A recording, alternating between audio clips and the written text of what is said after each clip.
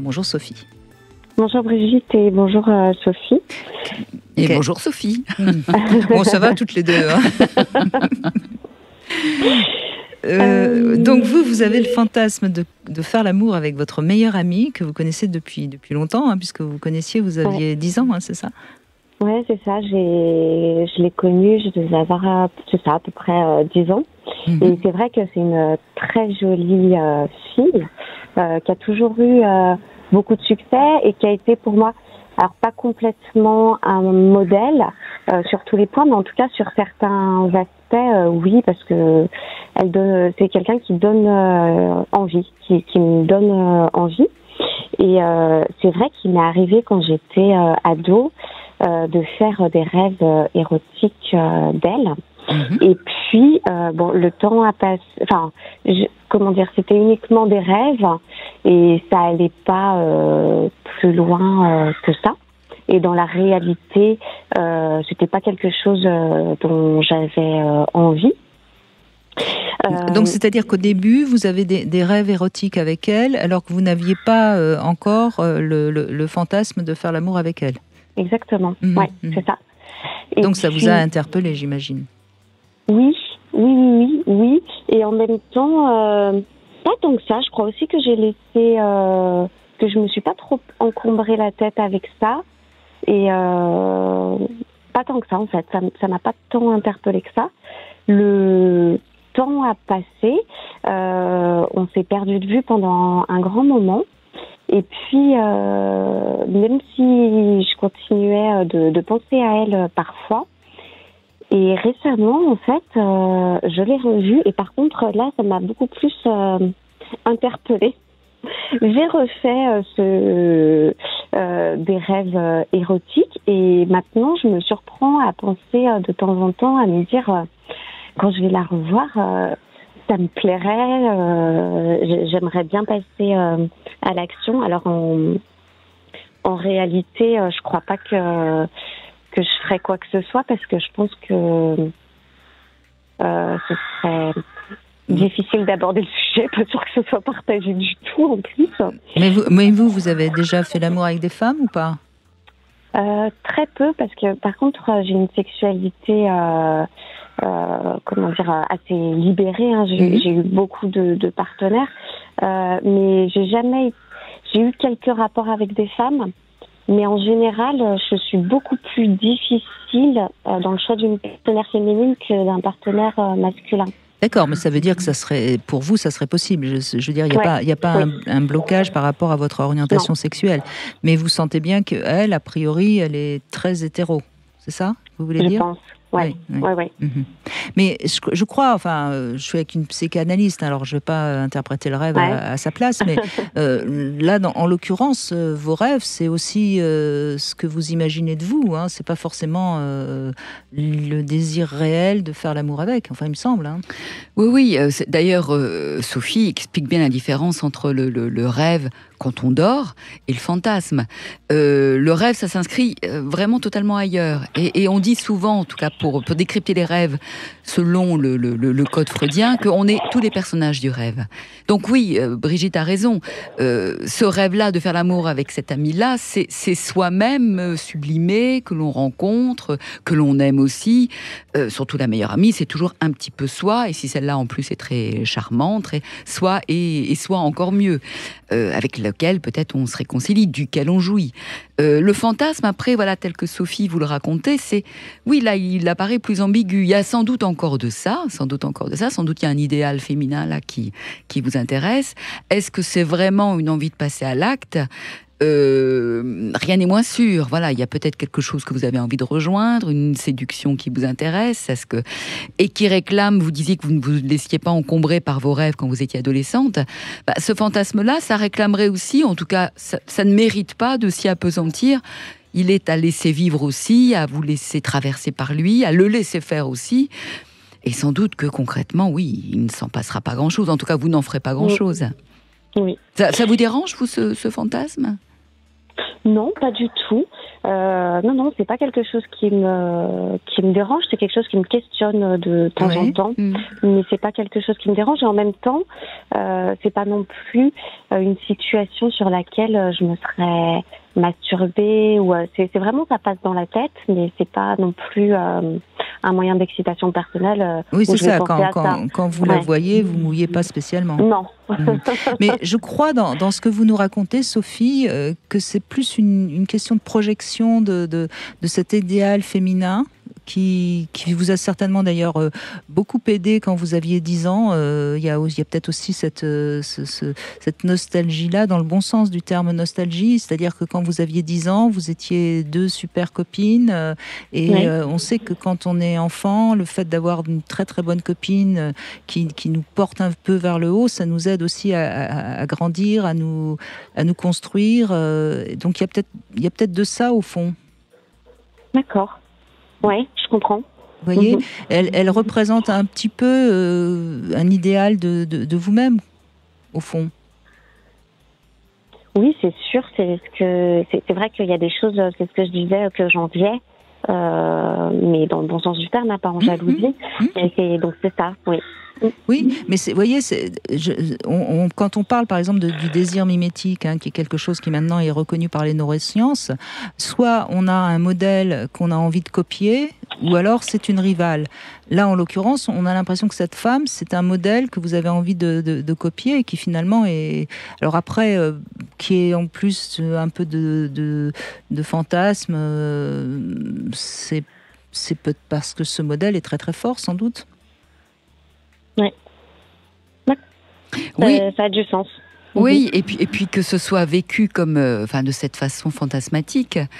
Oui, Brigitte parlait de concurrence, ça peut être le pendant de ce désir mimétique, mais justement, le côté fantasmatique dit bien que vous êtes plutôt du côté du désir, de la jouissance. Il y a quelque chose de l'ordre de l'envie d'eux, de l'appétit d'eux. Et là, on revient à la belle ambition dont on parlait tout à l'heure. C'est sans doute que cette amie retrouvée, ce qu'elle est aujourd'hui, peut-être aussi réveille vos ambitions à vous, et peut-être l'occasion de les réaliser. Et en tout cas, ça prouve que c'est une relation d'amitié qui est saine. Vous voyez, par exemple, si vous passiez de l'autre côté, c'est-à-dire dans le désir mimétique négatif, c'est-à-dire si elle devenait votre rivale, eh bien, par exemple, vous fantasmeriez plus de faire l'amour avec son mec, pour lui prendre son mec. Vous voyez ce que je veux dire? Oui. Ah oui, non, ce qui n'est pas le cas du tout. Non, mais c'est bien pour ça que je me permets de vous le dire, sinon je me serais pas... Vous voyez ce que je veux dire? Quand on est dans une rivalité, ce qui arrive malheureusement souvent dans l'amitié aussi, oui, entre femmes. Entre hommes aussi, et à ce moment-là, on va plutôt fantasmer sur l'autre, le partenaire. L'autre de l'autre. L'autre de l'autre, oui, absolument, c'est bien un terme de psy, ça. Donc vous voyez, vous, en l'occurrence, vous fantasmez sur elle, donc c'est vraiment comme si vous étiez elle aussi, quoi. D'accord. Après, il y a un autre sujet que je voulais aborder, je ne sais pas si... Mais je vous en prie, allez-y. Par rapport aux rêves en général qu'on réalise ou qu'on réalise pas, je sais que pour ce qui me concerne, je trouve ça même dommage et j'essaye de travailler dessus. Mais le fait est que j'ai très peu de rêves et que je pense que l'éducation qu'on reçoit y est pour beaucoup. J'ai tellement grandi dans un modèle où je voulais... faire plaisir en fait, et du coup je me suis jamais écoutée, et aujourd'hui pour moi c'est très très difficile. Donc vous aimeriez d'avoir un rêve. Vous aimeriez pouvoir rêver plus, en tout cas vous souvenir de vos rêves. Eh bien écoutez, restez avec nous, Sophie va vous donner un petit peu des conseils pour que vous puissiez laisser un peu plus votre univers onirique fonctionner. On se retrouve tout de suite. 14h, 16h, Brigitte Lahaie, Sud Radio. Et quelques conseils pratiques. Comment se souvenir de ses rêves? Comment rêver plus, rêver mieux? C'est Sophie qui explique à Sophie. Sophie Cadalen, on vous écoute. Oui, la question que j'aurais posée à Sophie déjà, c'est ces rêves qu'elle aimerait avoir plus. C'est des rêves conscients ou des rêves de sommeil, des rêves de nuit? De rêves conscients plutôt. Ah oui, c'est ça. Oui. Ouais, parce que des rêves de sommeil, je pense que j'en fais. Je me rappelle pas toujours, mais je rêve. Oui, alors comment vous autorisez à rêver Est-ce que vous avez besoin de rêve? Parce que c'est aussi la question quelquefois. Alors, si vous vous sentez vous retenu par une éducation, si ça vous a empêché, si ça vous tient en laisse, effectivement, mais vous y travaillez, nous avez-vous dit. Bah oui, il s'agit de donner un peu de lest à tout ça et puis s'autoriser à s'écouter.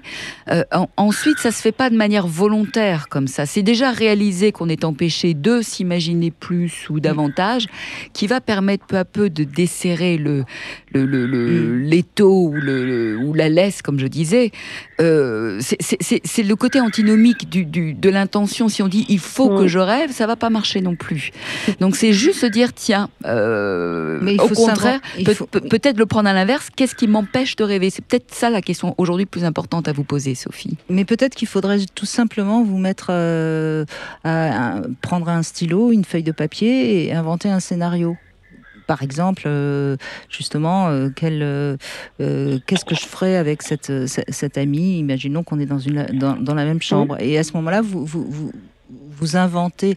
Parce que finalement, écrire, ça permet de lâcher un petit peu. Au début, on a du mal, et puis finalement, l'écriture libère un peu cette capacité à rêver, justement.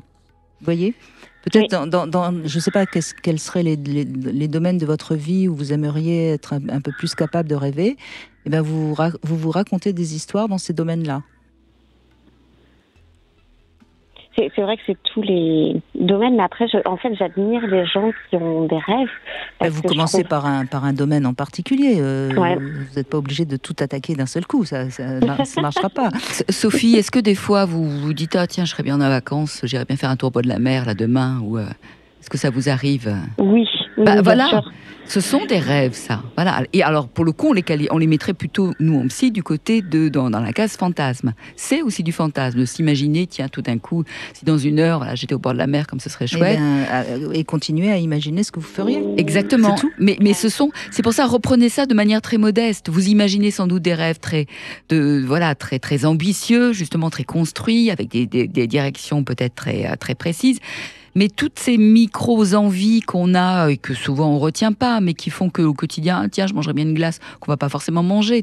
Voilà, c'est de l'envie en tout cas de se faire plaisir, c'est de l'envie de vivre mieux, peut-être plus libre encore, même si c'est pas bien de manger une glace avant le dîner, pourquoi pas s'autoriser. Enfin, faites attention à toutes ces petits signes en vous qui racontent des possibilités d'école buissonnière, de chemin de traverse. Alors c'est ça, d'abord, vous autorisez des tout petits rêves du quotidien, avec du plaisir. Et puis sinon, vous allez carrément imaginer le château dans lequel vous pourriez vivre. Et puis là, vous pouvez aller complètement imaginer, vous voyez, ou la maison, ou la cabane au Canada, ou que sais-je. Vous voyez, mais vous exercez sur des choses très pratiques. Et puis vous verrez comment vous arrivez à... Et si ça se trouve, vous serez très surprise de ce que vous arrivez à inventer. Et c'est là où vous vous rendrez compte que vous avez en effet une grande capacité à rêver, à fantasmer. Et ça va peut-être enlever le cadenas qui vous autorise pas, en fait, parce qu'on entend bien, c'est un manque d'autorisation, là, quelque part. Oui, que Sophie, d'ailleurs, a désigné comme étant quelque chose d'éducatif, à votre sens, c'est ça? Oui, non. oui, pardon, j'avais pas. Je pas parlé assez fort, mais oui, c'est ça. C'est clairement ça. Je ne suis pas du tout autorisée à.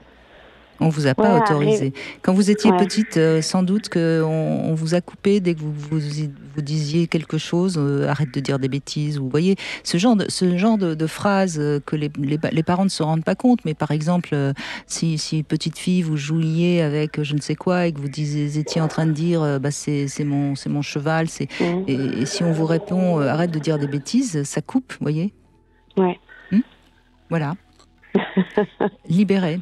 Libérez-vous. Merci Sophie. Beaucoup. Merci Sophie.